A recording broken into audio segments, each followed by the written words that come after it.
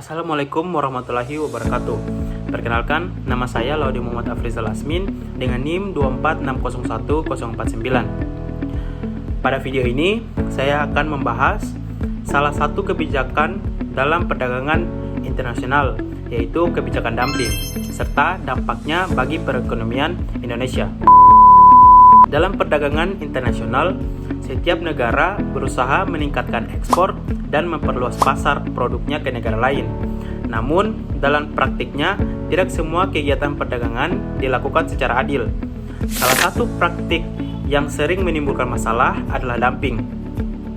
Dumping merupakan kebijakan atau tindakan ketika suatu negara atau perusahaan menjual barang ke negara lain dengan harga yang sangat murah, bahkan lebih rendah dibandingkan harga jual di negara asalnya atau di bawah biaya produksi. Tujuan utama dari dumping adalah untuk menguasai pasar di negara tujuan.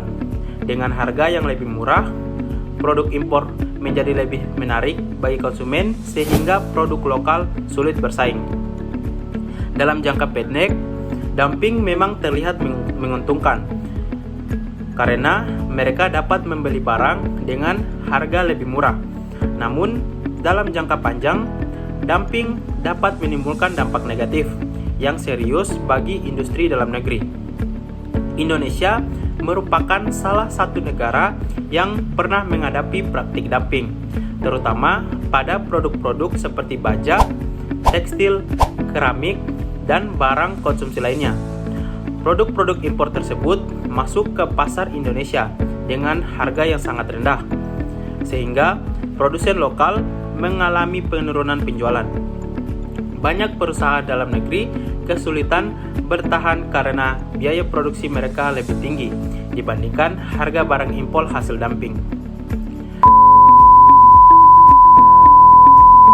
Menurut pendapat saya, kebijakan dumping cenderung merugikan Indonesia. Hal ini karena dumping dapat melemahkan industri nasional, terutama industri kecil dan menengah yang belum memiliki daya saing kuat. Jika industri dalam negeri terus tertekan, maka dapat terjadi penutupan pabrik, meningkatkan pengangguran, serta menurunnya pendapat masyarakat. Selain itu, ketergantungan terhadap produk impor juga dapat meningkat, sehingga Indonesia menjadi kurang mandiri secara ekonomi. Oleh karena itu, pemerintah perlu mengambil langkah tegas untuk mengatasi praktik dumping.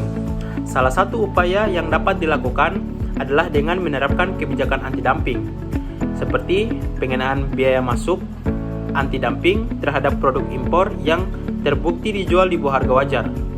Kebijakan ini bertujuan untuk menciptakan persaingan yang lebih adil dan melindungi industri dalam negeri dari praktik perdagangan yang merugikan.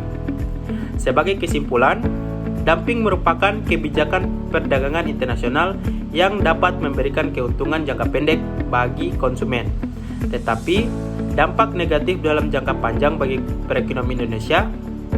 Oleh karena itu, praktik dumping perlu diawasi dan dikendalikan agar industri dalam negeri dapat tumbuh dan berkembang secara sehat. Demikian penjelasan mengenai kebijakan dumping yang dapat saya sampaikan.